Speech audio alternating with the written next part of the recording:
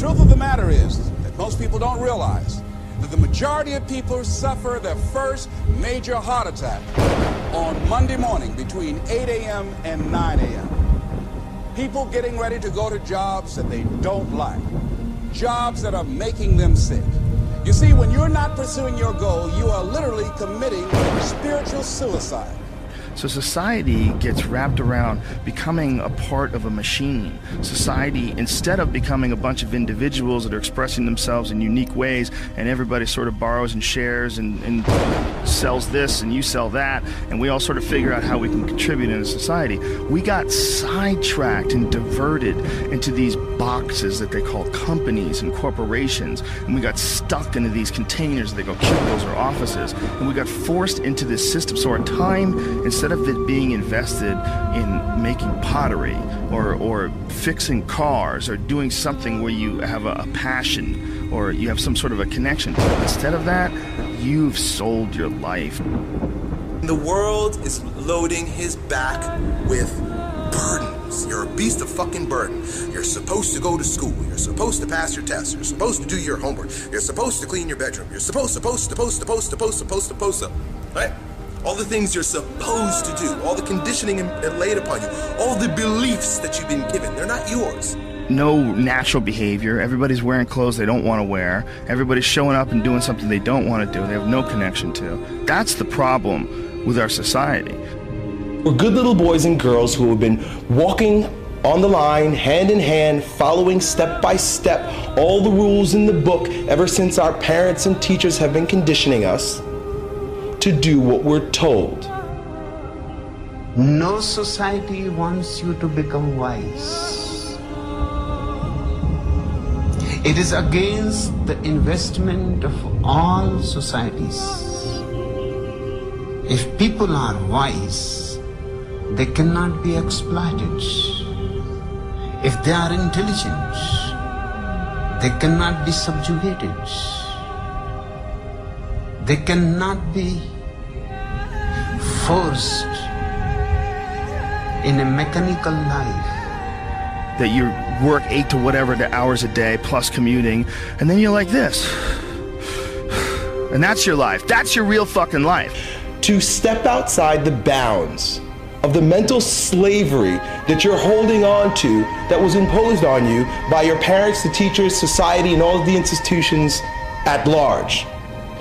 They want to keep you mediocre, bland, vanilla, a square person in a square hole. I will not fall into despair. Dedication, hard work. I said to myself, I will never go back to this again. I will never be treated like that again. I will never go through what I went through again. And that pain pushed me to write a bestseller.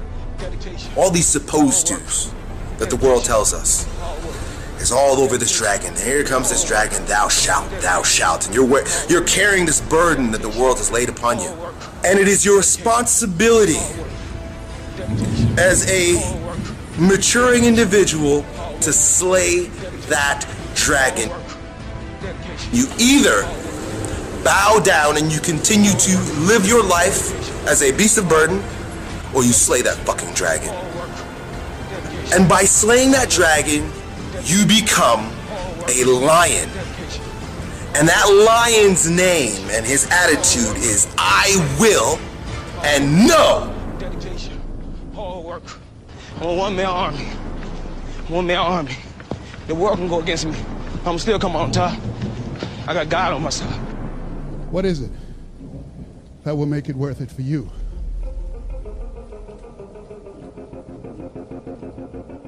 Find out what it is you want and go after it as if your life depends on it. Why? Because it does.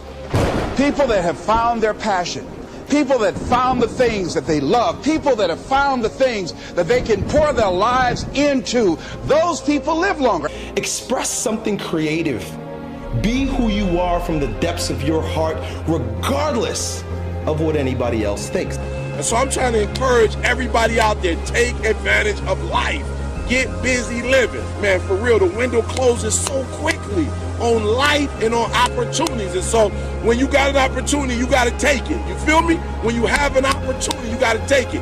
George Washington Carver would say, do what you can, where you are, with what you have, and never be satisfied. She talked about a man who had been captured behind the enemy lines in a war and was sentenced to be killed or another option. The captain said to the guy, listen, he said, tomorrow morning at 6 o'clock, you can face the firing squad, or you can go out this door over here.